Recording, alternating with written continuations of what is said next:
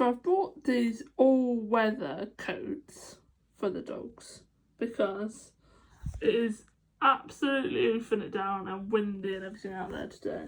So, but I put them in it. Put them down. They haven't moved. Like Tilly's been there the entire time I put Sydney's coat on, and she still hasn't moved. You're alright, and it goes up around the ears. Like, we've never really had coats like this. We don't go out in the rain normally, do we? All weathers.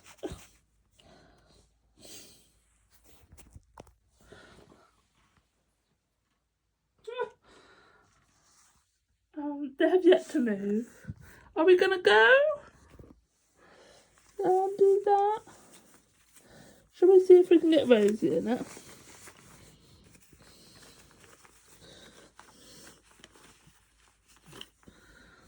Oh my goodness, we're having a crisis, aren't we? Come on then, let's go for a walk. Yeah? Come on then, let's go.